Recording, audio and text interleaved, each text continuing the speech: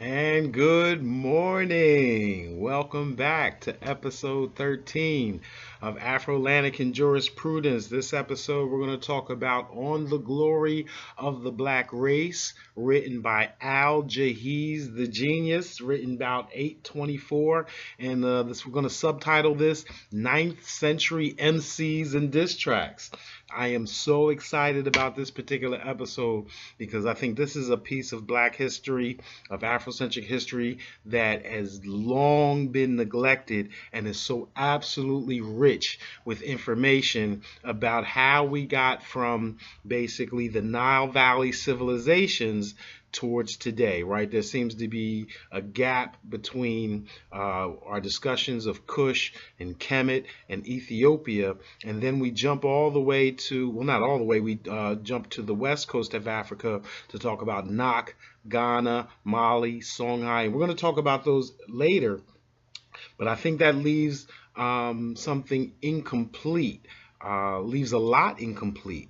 And one of the things that I think we learn when we study or talk about Al-Jahiz are a few things. Number one, we see that East Africans had a very similar experience to West Africans when it comes to slavery, right? Especially a slavery imposed based on a religion that was founded outside of Africa, even though Africans within the construct, of course, had their own dynamics or sects or ways of seeing things. But East Africa being enslaved, East Africans trading, and then many of the interior East Africans being enslaved and brought to plantation style slavery in Iraq and other places in South Asia, South and West Asia, mirrors the Christian slave trade on the western coast. And I say Christian, but we know that there also was interactions between Christian and Muslims to sell slaves for those that were not, as they called it, al-Kitab, right? There was an agreement that if you were of the book, that's what al-Kitab means, the book, the Bible, that if you were not a follower of the Bible, that you could be eligible for slavery. So those that were converted to Christianity, Islam, or even Judaism were often spared. Sometimes not. If they really needed slaves or they really wanted to make a lot of money, and they really didn't care or accept your conversion to one of those religions and took you anyway. On top of the fact that we examine East African slavery, or I'm not, East Africa itself, and then also its relationship to Asia, which included slavery at some points. The purpose of the book was to explain that the Zanj people, or at least the people, Zanj meaning basically the people from around the area of today's Tanzania and Kenya, the so-called Swahili states later, that these Zanj peoples, although some of them were enslaved, Al-Jahiz, the purpose of the book is to insist that they are equal to Arabs, to any other peoples on the planet, and that the myth of black inferiority ought not apply, even though we know that it has continued for over 1,000 years. And I guess that is our last thing that we're going to, or not the more important thing that we're going to learn here, or one of the more important things we're going to learn here, is again that this concept of race predated Europe. So there are some who argue that race is a European construct that was brought to the world by Europeans, and I would argue that we are today within a racial construct that is dominated in definition by Europe and Europeans and Americans. However, the concept of race begins long before Christian statehood. So before England is even a state, before the Magna Carta, we have this discussion of white versus black. And we'll talk about it within the discussion that Al-Jahiz is no fool. He is one of Islam's greatest scholars. And so he understands that race is an ideological construct. He's not fooled by the idea that it's biological or genetic or what have you. But yet, as Charles Mills would say, it's one thing to believe it ought not exist, but to pretend that it doesn't when it is foolish. So let's get into this. It's going to take a minute because there's so many interesting and juicy tidbits that come out of this book on the glory of the black race. It's also sometimes called on the superiority of the blacks to the whites. The reason why I choose to call it on the glory of the black race is because he's not talking about superiority. He is, in fact, responding to the myth of black inferiority that's being propounded by Arabs and Syrians and West Asians, so that those in the Islamic Empire or the Abbasid Empire don't have to respect Africans and can just pimp the continent for people and agriculture. So again, this is an important work by Al-Jahiz, one of the most venerated scholars. So let's get right into it. So Al-Jahiz, the genius, I call him. Al-Jahiz, the genius, was born in 776. He died in 869. So he lived to be over 90 years old. He was a black man in southern Iraq, in Basra, the city known today as Basra. Is an ancient city, and he was a member of one of the political or scholarly classes. He was one of Islam's greatest and most venerated scholars. He was a bibliophile, a lover of books, having written numerous books himself on, among other things, literature, biology, zoology, psychology, the philosophy of teaching. There's a book out there called The Poetics of Teaching, where he discusses the propriety of liberal education and trade education within the Islamic world. He was born and died in Basra, Iraq. However, he is very well known and very proud to be a descendant of Ethiopia. So he is an Ethiopian Iraqi, or an African Asian man, Blasian, how we might describe it today. He was affiliated also with the Zanj people, basically hundreds of thousands, if not millions of Africans from Kenya and Tanzania region who were enslaved and employed on plantations throughout southern Iraq, and who eventually revolted. Now this is important. They eventually revolted against the Islamic Abbasid Empire, establishing their own state for over 30 years, from about 860 to 890, on the edge of the Persian Gulf. So one of the most amazing things you'll hear that you've probably never heard about black or African history is, yes, that there was a that slaves that were imported to, black folks that were imported to Iraq and enslaved by the Abbasid Empire, revolted, had a revolution, and broke off the southern portion of Iraq and created its own state that established relations with Persia and others and traded out of the Persian Gulf before it was reconquered by the Islamic world. The Zanj followed, and this relates to our claim that Africans, again, here in Africa and abroad over 6,000 years, have an extraordinary commitment to equal protection of law. So the Zanj people in Iraq followed a heretical set of Islam. So they weren't Shia, they weren't Sunni Muslims. They were called Kharijites, or Kharijitism. That term is very loaded in the Islamic world. It usually means those who are outsiders or belligerent and even sometimes violent.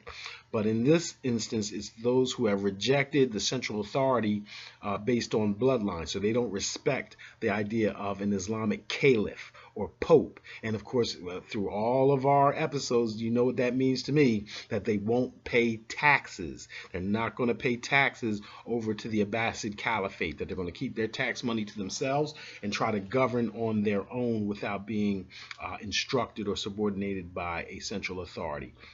They also insist on meritocracy and have a famous saying amongst them that even a slave can rule, right? So you can see that this is very compatible with the idea of equal protection of law. It is compatible with the ancient African construct of Mat. Right? The prevalence of Kharijitism when dealing with the spread of Islam in Africa demonstrates how deeply committed African states and people were to equal protection of law, and also the freedom of women in their holding positions in governance also reflect that commitment. So by examining the life and the works of Al-Jahiz, I feel like we can gain a better understanding of the rise of Islam and its relationship with Africa, as the context by which we can try to understand East African history between the 4th and the 10th century, basically before 400 AD, after the fall of Kemet and Kush as the preeminent African states, all the way up to 1000 AD on the East Coast. And then we'll move over to talk about Ghana, Mali, and Songhai and the great states of West Africa. But I think we need to treat this with some seriousness, because I think it just explains a great deal that's been left out when we say our history is so-called hidden. So in 370, right? In 370, this is after 3 or 4,000 years of rule by African preeminence by Kush and Kemet. King Ezana of Axum conquers Meroe, right, the southernmost capital of the Kushite state, or at least at that time, and transfers the central site of African international trade to Axum, right? Remember that even during the Kushite period and the periods of Kemet, much is made about controlling northern Egypt, much is made about its presence in the Levant and Palestine and Syria, etc. But we know that the bulk of international trade, the bulk of trade that Egypt and Kush depended on, came from the south. And not only did it come from the south, it also came from the southeast. So instead of up to the Mediterranean, let's say down the Red Sea, out to the Indian Ocean, where they could trade with Persia, India, all the way as far as China, and we're not Indonesia, and etc. The ancient world was not as confined as some would make it out to be. Right, so we're transferring. So Ezana Axum transfers the site of African international trade on the southern part of the Red Sea, where trade with Persia, India, China, and other states flourished. The Roman Byzantine Empire has spread into northern Africa and Western Asia. Right, so now the Romans have more or less taken over northern Egypt, Carthage, right, North Libya and Tunisia. They've moved over to Turkey, although the Eastern Roman Empire then seems to separates itself from the Western Roman Empire, and now even it, after a few hundred years, is on decline. And that should put something in perspective, right? That the Greeks rise for a few hundred years, the Persians take over for a few hundred years. The Romans, as great as their civilization seems to have been, as many mechanical and architectural wonders they accomplished, their existence as an empire is particularly short. There's and especially when we talk about a couple hundred periods under the Caesars of political governance, then the Dark Ages, and then the Holy Roman Empire, which is more of a religious undertaking and less state-like until the Magna Carta and the Renaissance and Enlightenments of the post-Middle Ages. So the Roman Empire, very shortly after 370, is falling down. Even the Persian Empire is impinging on the parts of Arabia until they're all expelled by a brother named Abu Yaqsam, right, who Al-Jahiz describes as black. Of course, control over these areas means the power to tax those jurisdictions, as well as the caravans and ships using the land and sea routes, beginning with the East African coast. So we can go down. So I know one day we're going to institute maps and all that stuff with our discussions. But if you understand the East African coastline, we're talking about Egypt, Ethiopia, the Zanj, or what do you call it?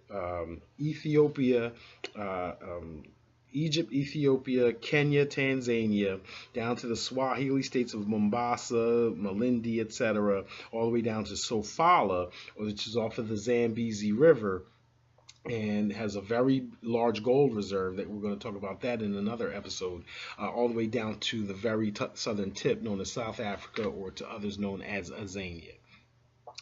The response to this push and pull of the Romans dealing with North Africa or subjugating North Africa and Asia. The Persians coming over from the eastern side. Even the Ethiopians applying pressure from the south. Culminates in finally the Prophet Muhammad asserting himself and asserting a governance structure for the Arabs in the Middle East to control themselves, right? Instead of being subject to the Persians or the Egyptians or the Romans, that they would then band together under this fraternal or religious construct and rise themselves to great heights, especially in response to, again, the Persian and the Byzantine empires. From an economic political perspective, Islam as a religion originates as a response to urging white dominance over southern areas outside of Europe. However, very shortly after Muhammad's death, the caliphate or the leadership of the faith is transferred northwards towards Assyria, which after thousands of years of southern dominance, right, know that Syrians, if we go back to wall pictures and bas-reliefs going back to 2500 BC, are very dark-skinned people. However, fast forward 3,000 years, and Syrians now, after thousands of years of southern dominance, was then considered by Al-Jahiz and others to be among the white nations. After thousands of years of African preeminence, black Africans have come to be seen by Arabs and Asiatics as inferior.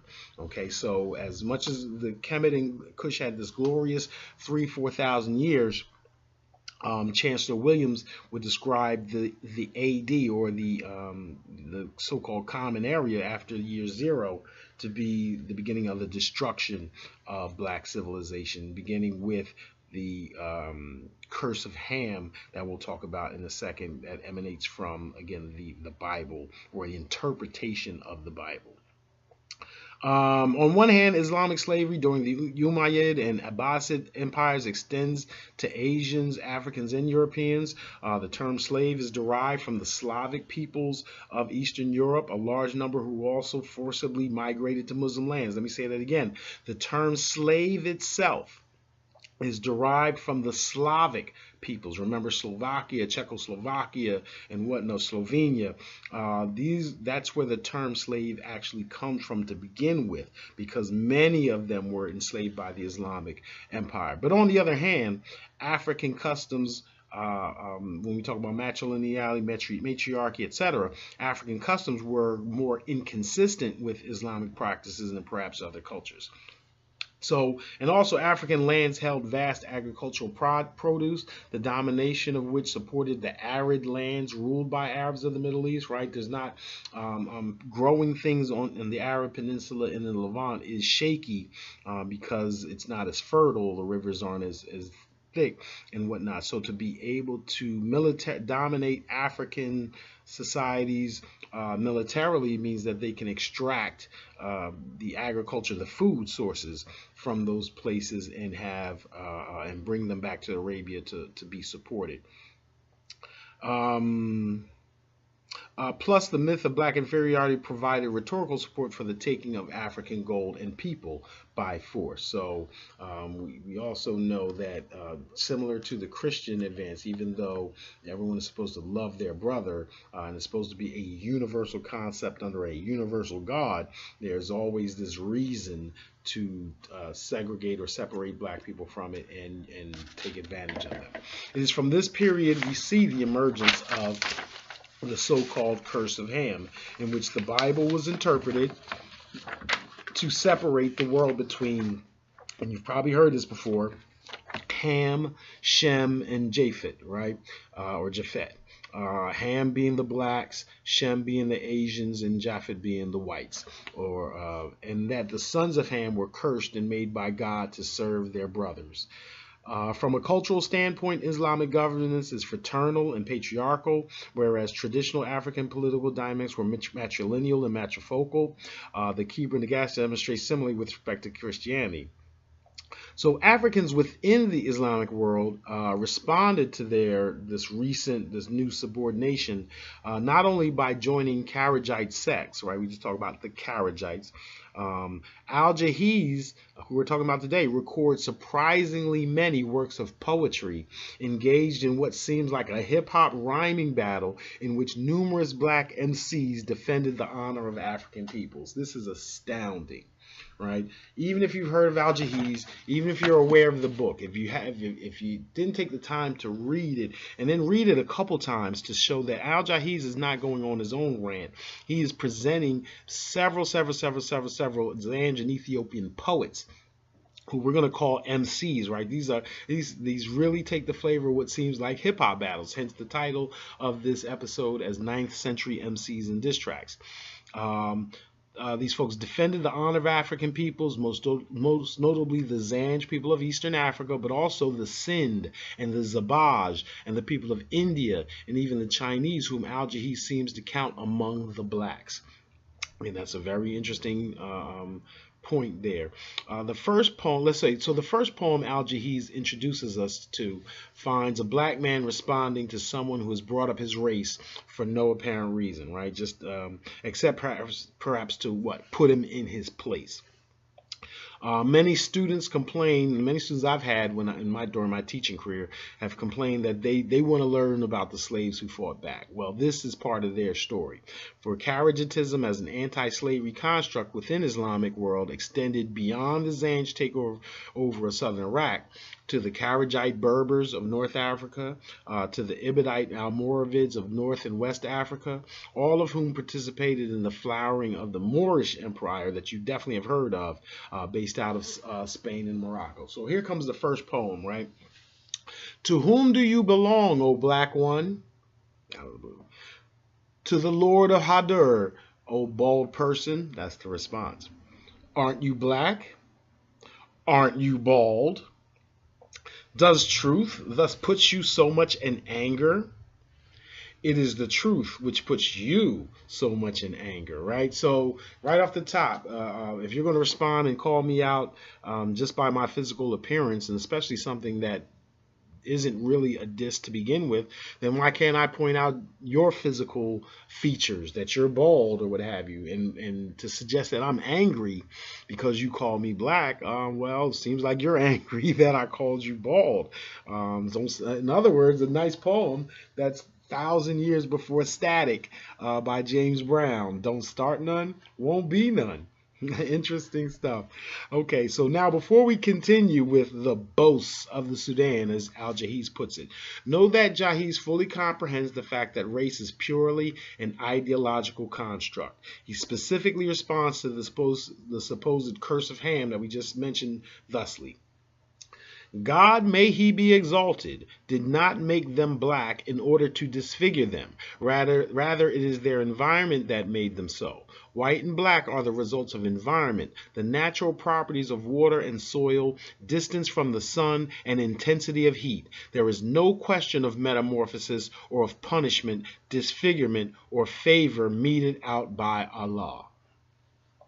Okay, again, this is an 824. What makes me sad is that we have to, that in the 20th century, the 21st century, so-called scientists and other folks felt like they dealt with that all over again and once again proved that race was only an ideological construct, that it wasn't based on genetics or phenotype, when this has been known for thousands of years or over 1,000 years. So to keep wasting time on it instead of dealing with it is a pet peeve of mine.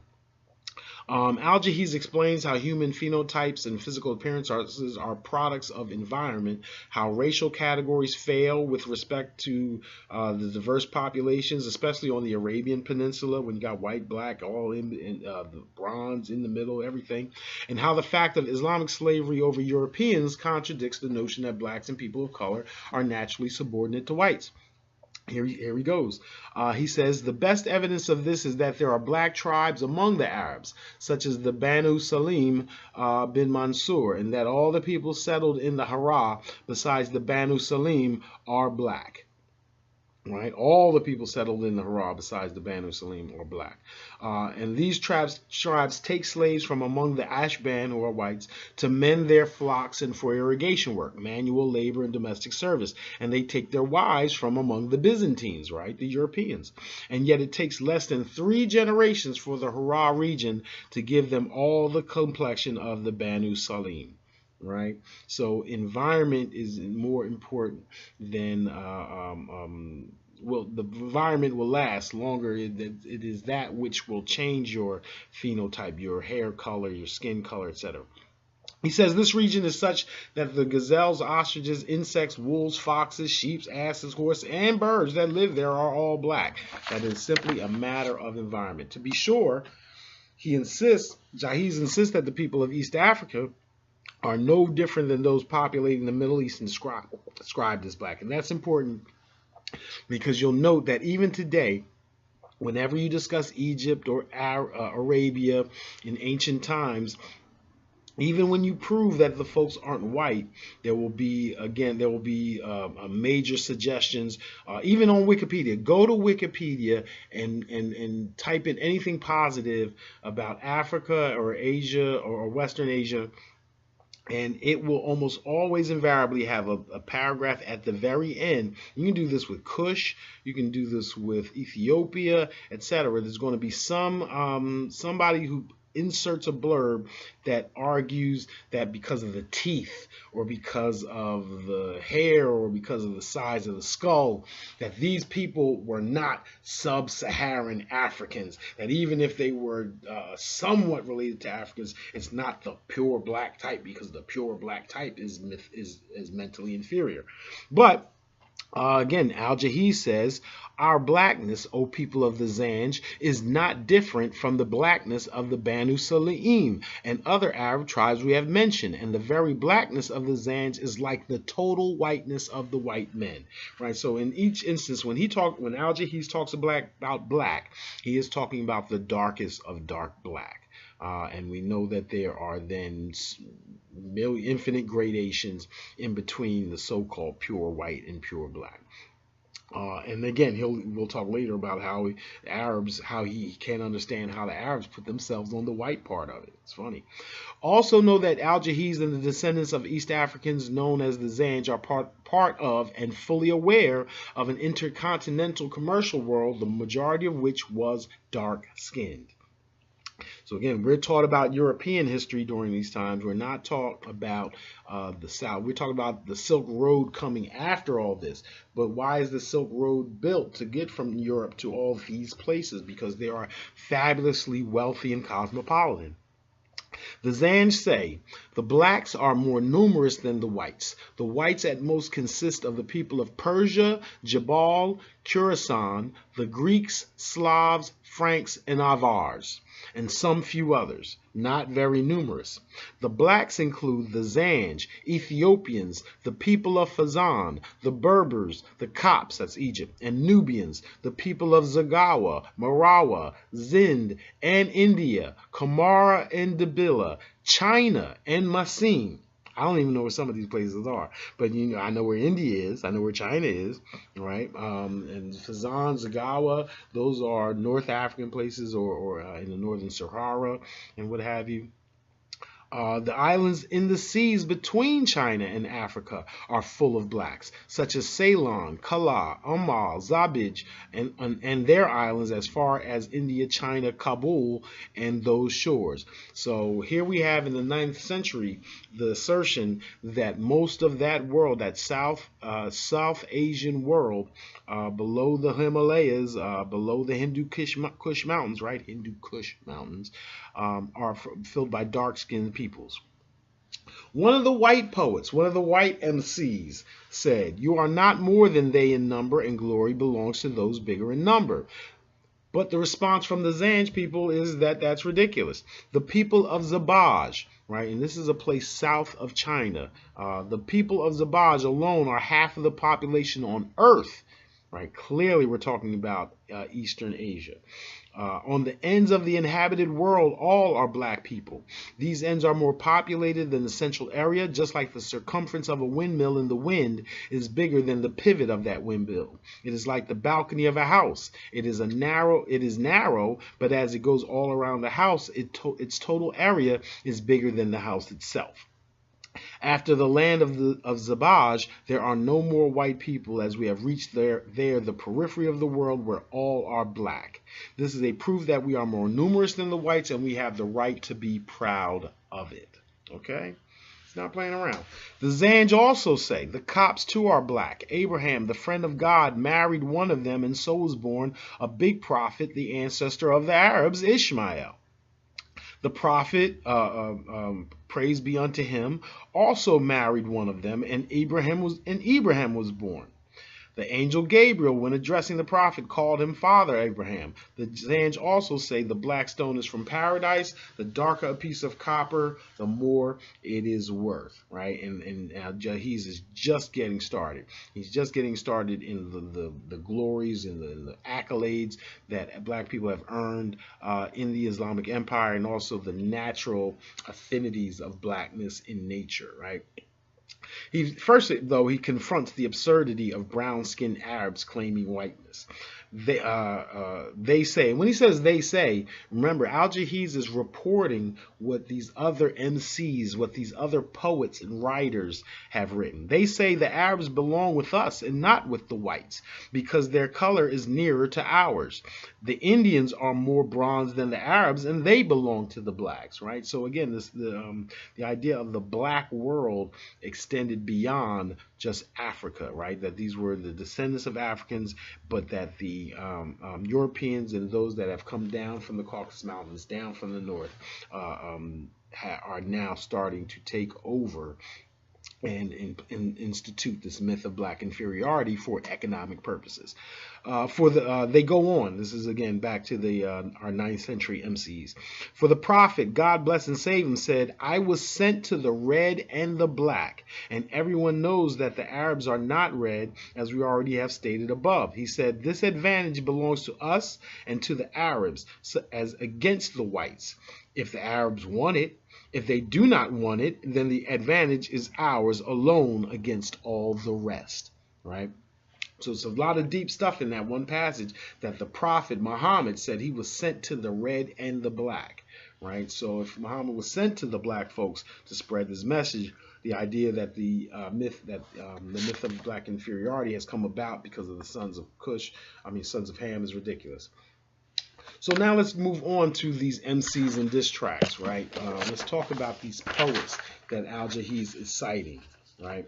He says, and this is all that came to my mind about what the blacks could be proud about. In former books, we wrote of the pride of the Khatan, and later on, if God wishes, I will write on the pride of the Adnan against the Khatan and much of what they said. So this seems like these are MC battles going on everywhere. This is like everybody has national record labels where poets are basically extolling the virtues of one nation as against the other.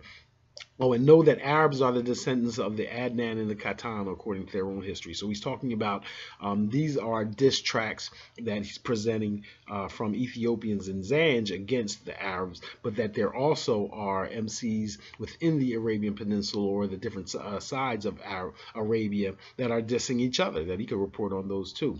It's really, really fascinating stuff for all of my hip-hoppers out there. So Jahiz lists a record label's worth of poets or MCs that represent the Zanj and the Ethiopians. Al-Hakatan. Al-Hakatan is mentioned several times throughout the book. I'll label him as the KRS-One of the crew because he gets off some of the best lines. Dinarine is a female MC. Let's call her MC Light. As-Sama, Al-Harit, Al-Muharibi, who says, every man of virtue know I'm a member of the Kudur clan of the tribe of Kays, not easily to command, not enduring any injustice, and mentally sharp. Is the MC Al-Makhzumi, Al-Akhdar, Al-Ghassani, Du-Aruma, Ragaz, Humayid Tawil, Abu Dadil Al-Jumah, Mudar, Labid ibn Radia, and he says if a person could reach eternity during his lifetime, Abu Yaksam would be among those. Who was Abu Yaksam? Who was a favorite person for them to venerate? Well, he was a 6th century general of the Ethiopian armies who conquered much of the Arabian Peninsula prior to Muhammad's unification of Arabia a century later. So Muhammad unites Arabia under Islam in the 7th century, around 620. I know I'm going to get the dates wrong, but prior to that, again, we have the Persians, the Romans, the Byzantines fighting over it, and we have the generals and the kings and the armies of Ethiopia invading Arabia and establishing order. And so the Zanj Emcees, they go hard. They go in hard on Arabia before Islam. They say there is neither place pleasant to the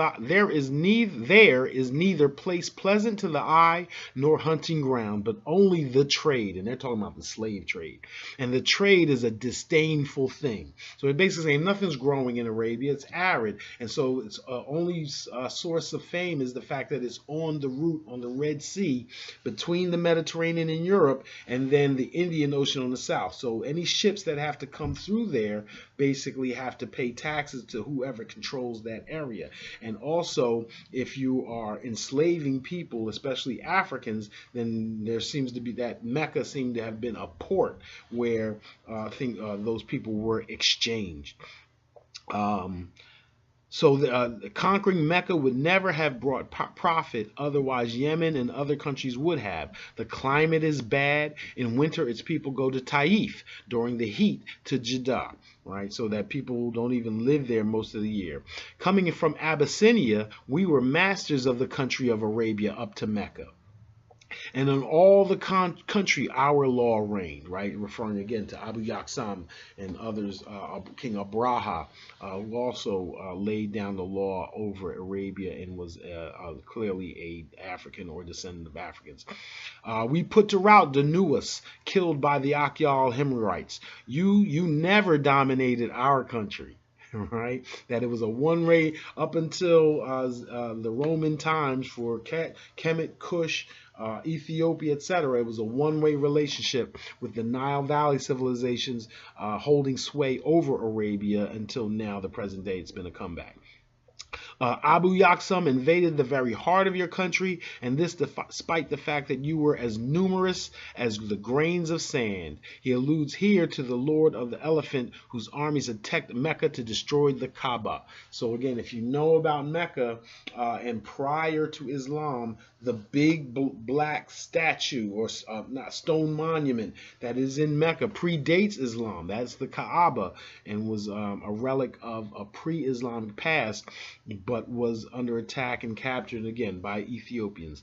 The Emcees describe how the Ethiopian general replaced a Persian presence. So it's not that it was an animus between Africans and Arabians. It was an animus between Africans and the Persian rulers or the Persian colonizers of Arabs. And when we see that the Byzantine or the Roman Empire had basically forced itself down on Egypt and Arabia, when we see Persia has basically left its mark on Arabia, that we see is basically two separate quote-unquote white presences that seem to that would make sense when we see the Islamic world, once they adopted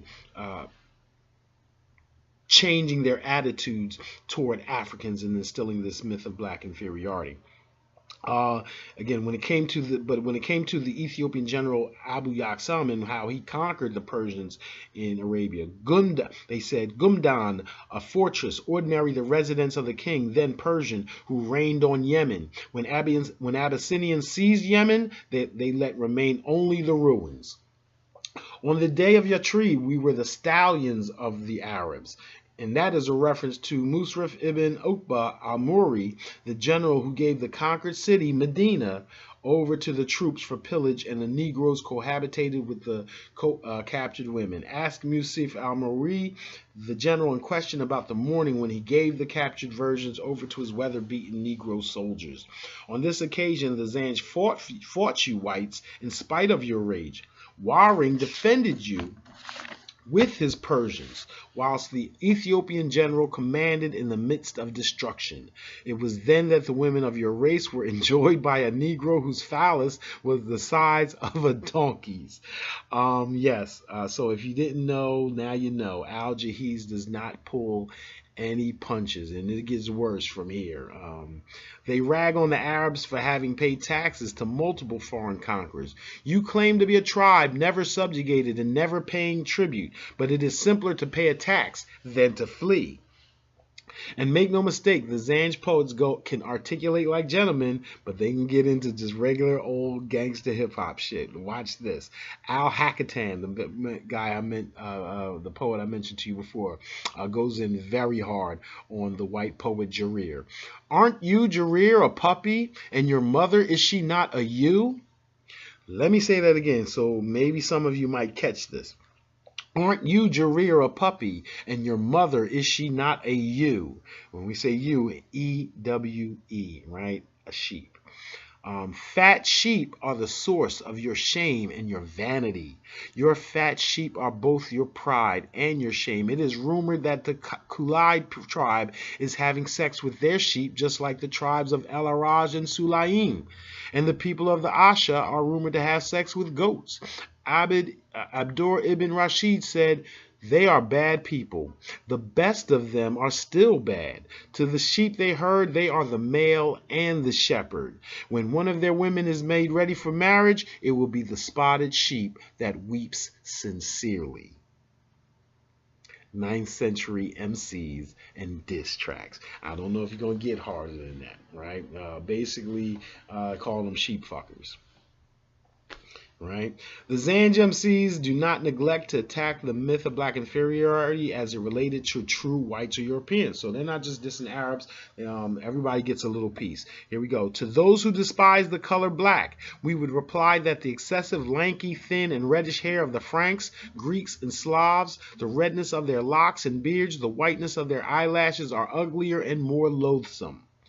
They scoff, right? They're scoffing at diminishing Roman Empire, and that's approaching its medieval dark ages. They say, the Emperor of Byzantium, his diminished empire still exists, but he has been driven from every place where the hoofs of horses can tread.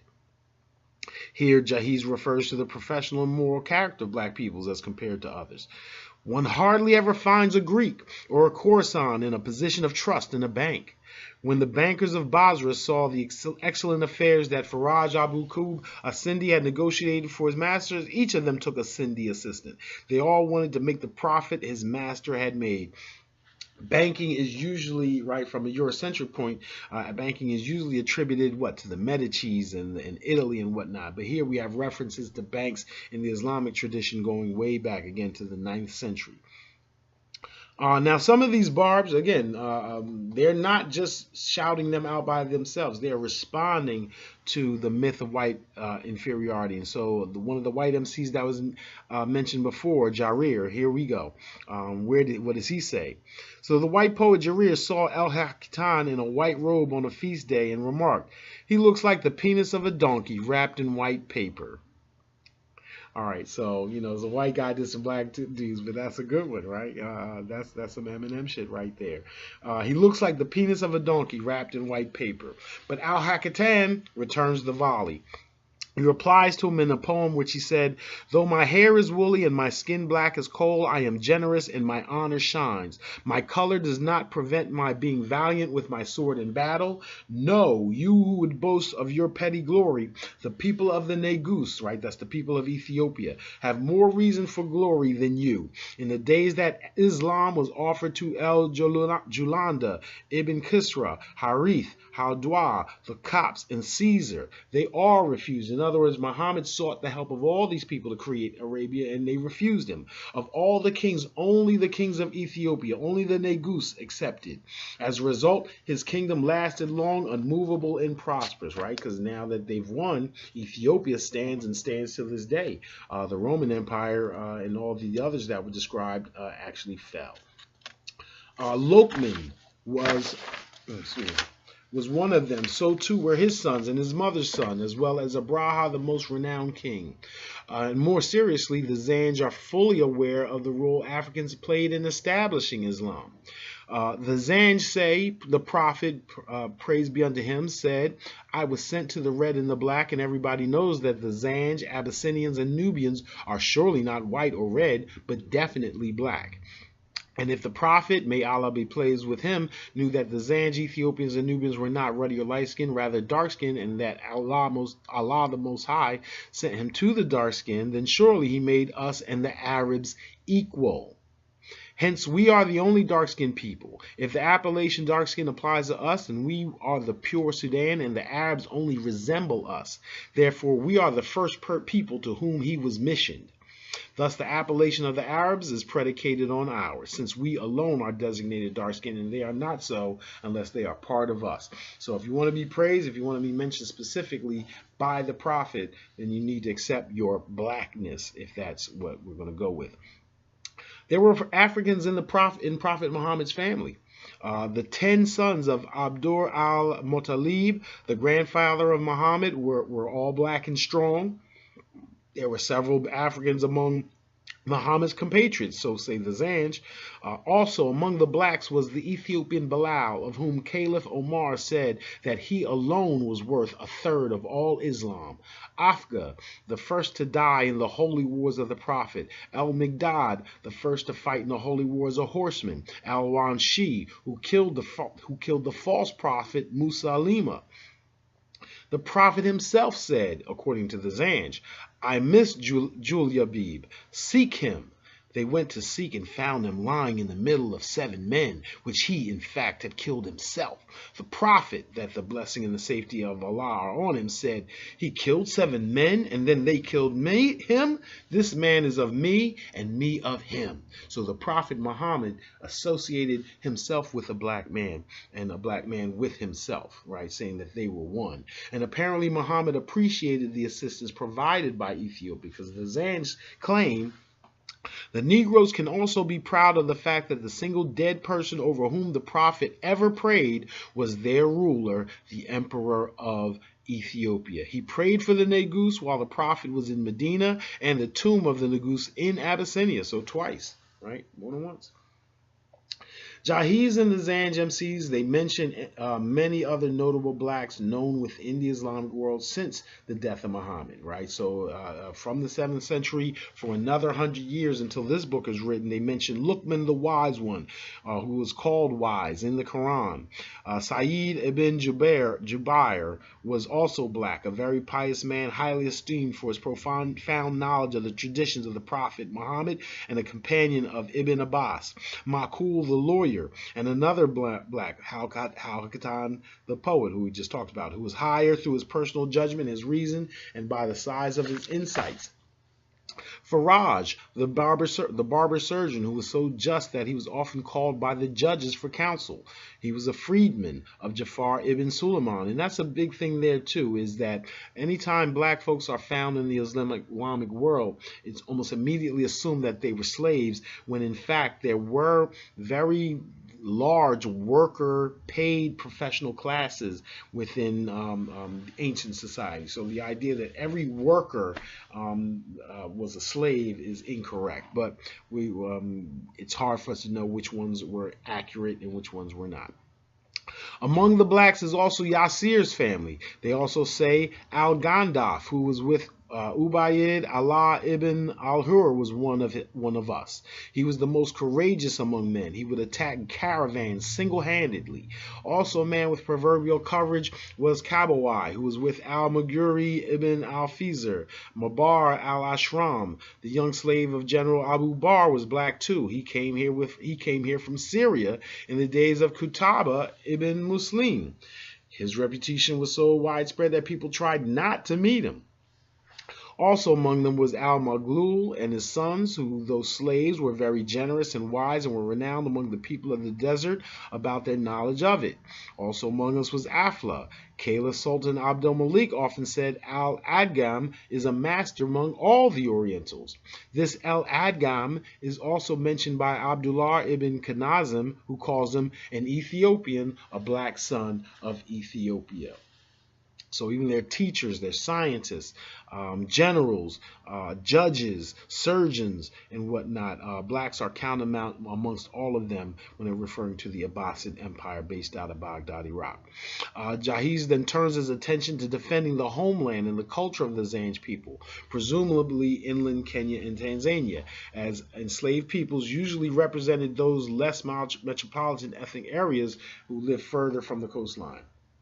So to the extent, as we may see today, there's a lot of black people that have done great things in America, but those that want to claim that black people are inferior will point to the large number of people that live in the ghetto or what have you. And so the same here applies, that even if we point to fantastic and venerated Zanj peoples, the response will be, well, yeah, well, the average Zanj who is enslaved in Iraq is ignorant.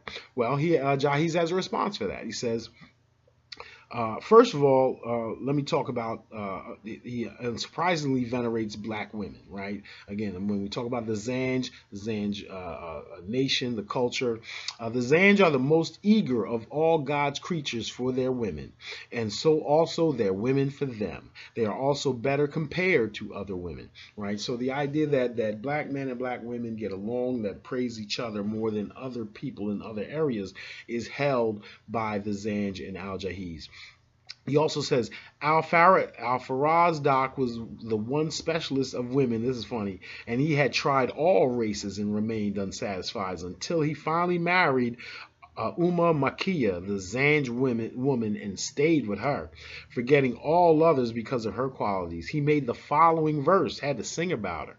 He quotes, how many a tender daughter of the Zanj walks about with a hotly burning oven as broad as a drinking bowl. That booty gets them every time, and it's all the way back into the 9th century. It's nothing new. Ain't no new thing, as Gil Scott-Heron would say.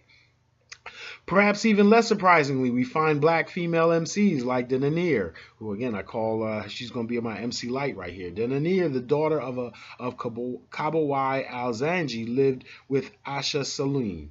She was extremely black. Once she dyed her hands with henna and her eyes with black coal, and he made the following verse of it. She seems with the coal in her pencil as if she's applying coal to her eyes with part of her skin. And basically saying that she's just taking one piece of her skin and placing it in the other. She's going to put something black on it. Well, guess what? She, as black women are known to do, she responds. She answered with the following poem. Uglier than my color is the blackness of his ass. In the streets, they started calling him black, and the street kids yelled it so much that he divorced her, right? He was so embarrassed. Uglier than my color is the blackness of his ass. Wow. So Denanir is basically our MC Light, our 10% diss. Right, beat biters, dope style takers. So black women at the time, check this out, were thought of as the tiger moms of the day, who pushed their kids to excellence above and beyond others. So check this out. They say if a Zanj and a Zanji woman marry and their children remain after puberty in Iraq, they come to rule the roost thanks to their numbers, endurance, knowledge, and efficiency. On the other hand, the child of an Indian and an Indian woman, or of a Greek and a Greek woman, or of a Khurasani and a Khurasani woman, remain among you and in your country in the same condition as their fathers and mothers. In that, think of let's compare that to what's going on in America, right? It's the opposite.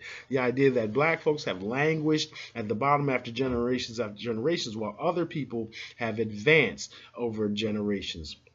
So here we have the Zanj, or blacks, being the so-called model minority in Iraq, who basically went together and left alone unto themselves, support themselves, advance within the country, and as we saw, actually revolted, had a revolution, and created its own state. The poet speaks more about the sons of the Zanj women. When they draw towards the Zang in bravery and self-esteem, he mentions then Hufaf bin Nadba, Abbas Murdas, the two sons of Sadad, Antara and his brother Harasa, the latter lions among the men, having the boldest hearts, the most intrepid courage, and they passed in proverb. Once accounts amongst the son of the Zanj women, Allah bin Hasim as-Sulami, and the sons of Al-Hubab, Al-Jahiz. Hakim was one of them too. They are also proud of Rabban, Bilal's brother, because of his piety. Also Amir Fuhaira, who was at Badar and died a martyr's death on the day of Bir Mauna. Know that I have no idea who these people are. But just know that these are, again, almost like Black History Month in the United States. A list of folks that the Zanj, the Ethiopians, are extremely proud of, and that all the nation should be proud of if you are a quote-unquote good Muslim.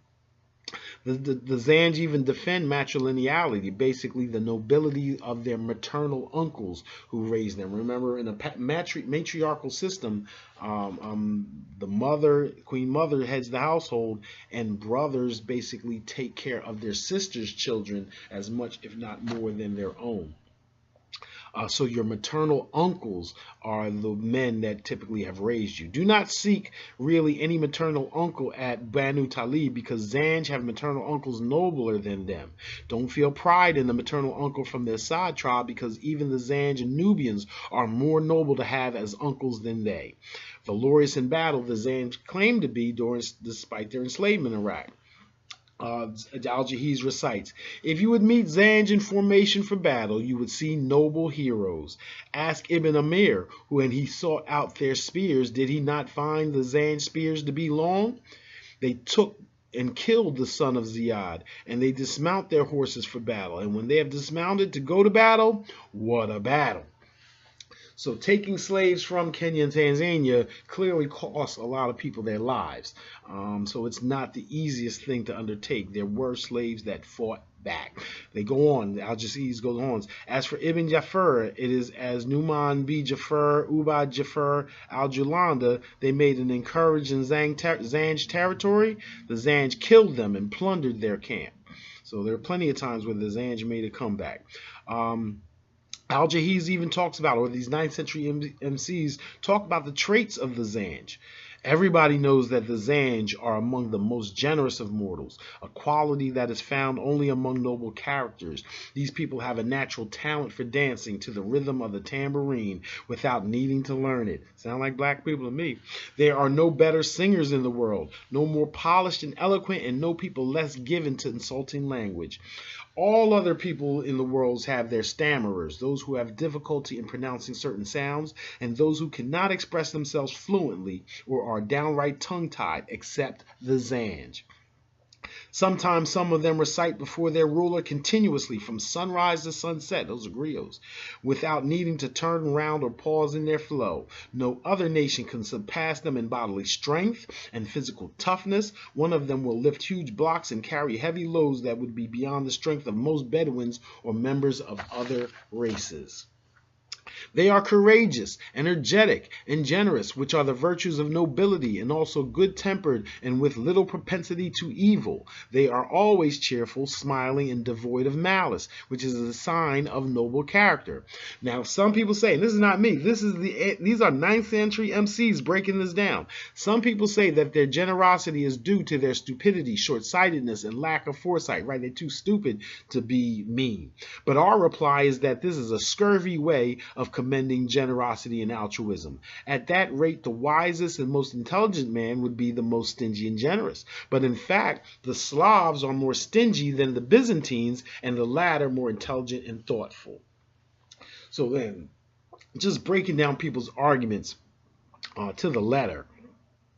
The Zanj also say, among our good qualities are our good singers. The Zanj say the Ethiopian Akim ibn Akim was more eloquent than Al-Hajjaj. It is from him that the Syrians learnt the sciences, and also from Montaji Naban, who was a native of Negro land and had a pierced ear. So the teachers of their sciences in Syria also are Negroes, right? Imagine then, and they're bugging out just as anybody else would, an American, where I may teach tax American tax law with dreadlocks, and it causes a certain reaction. Here we have an African guy with his earrings representing his culture that also brought similar reactions.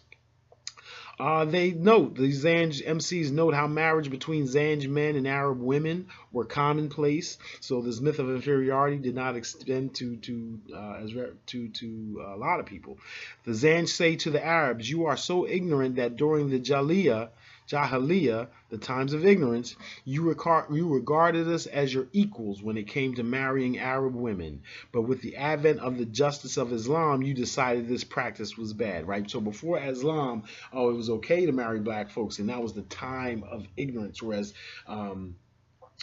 Europeans call the Dark Ages, that, making it seem like it was a bad time, when in fact it was just the time when the Moors and dark-skinned people ruled over Europe.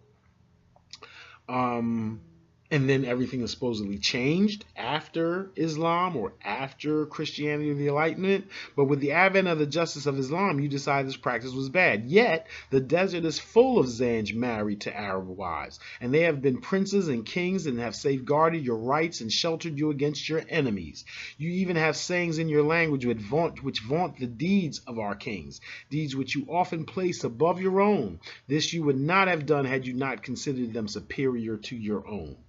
The Zanj also say, from Labid's verses, it becomes also clear that you put our kings higher than your own. When it comes to Abu Yaksam, when it comes to Abraha, right, and the kings of Ethiopia, we know that going all the way back, the suggestion that Queen Makeda in the Kushite Empire held dominance over as far as Yemen and perhaps even Persia.